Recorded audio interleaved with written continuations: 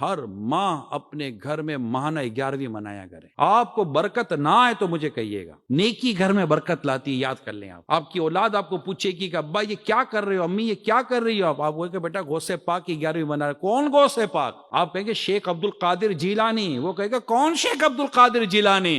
پھر آپ کہیں گے بیٹا یہ ہمارے پیران پیر دستگیر ہیں، یہ ہیں، ان کی یہ خصوصیت ہے، یہ اللہ کے ولی ہیں، انہوں نے قرآن پڑھا، انہوں نے حدیث پڑھی ہے، انہوں نے اتنی عبادتیں کی ہیں. ان کی شان میں عادت لکھتے ہیں قسمیں دے دے کے کھلاتا ہے پلاتا ہے تجھے پیارا اللہ تیرا چاہنے والا تیرا. آپ کے گھر میں ہر سال 12ویں کا اجتماع ہو، آئے دن بزرگوں کے عرس منائیں گھر کے اندر. میں آپ کو صحیح بتا رہا ہوں، گھر میں برکت کا نسخہ بتا رہا ہوں. آپ پریکٹیکل کر کے دیکھ لیں، 12 مہینے پریکٹیکل کر کے دیکھ لیں. بس ہمارے یہاں فریج پر بعد اوقات وہ پرچے لگے ہوتے ہیں نا، فریج پر یہ لگا ہوا ہے، وہ لگا ہوا ہے، اسٹیکر لگے ہوتے ہیں، فلاں لگے ہوتے ہیں، کچھ ریمائنڈر لگاتے ہیں، کچھ چیزیں لگاتے ہیں نا فریج پر، یا گھر میں کسی بورڈ وغیرہ پر لگاتے ہیں. ایک پرچہ لگا لیں گھر کے اندر بزرگوں کی عرس کے دن، یعنی کہ ان کے کب وصال ہوا تھا، غوث پاک کا، اعلیٰ حضرت کا، داتا گنج بخش علی حجویری رحمہ اللہ تعالیٰ، دیگر اولیاء کرام بزرگ دین، یہ الحمدللہ مقتوط المدینہ سے جو مدینہ ڈائری ہے اس میں بھی مل جائیں گے. کرنا کچھ بھی نہیں ہے.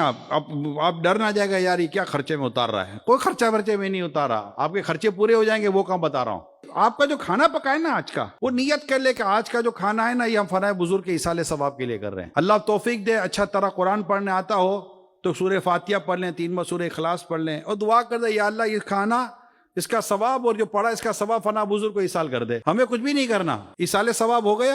آپ دیکھتے رہ جانا کیا ہوتا ہے. یہ خدا نہ خواستہ گھر میں نفرتیں ہیں، گھر میں عداوتیں ہیں، گھر میں جھگڑے ہیں، گھر میں فتنے ہیں، گھر میں فساد ہے، گھر میں بے برکتی ہے. کچھ یوں ہو جاتا ہے تو سونے میں ہاتھ ڈال جاتا تو مٹی ہو جاتا ہے، تو فنا ہو جاتا ہے. یہ جتنی بھی آپ کو ہے نا ساری شکایتیں، یہ اللہ پاک نے چاہا تو ان اولیاء کرام کی برکتوں سے انشاءاللہ ایسا ہو جائے گا کہ مٹی میں ہاتھ ڈالو گے تو سونا ہو جائے گا انشاءاللہ.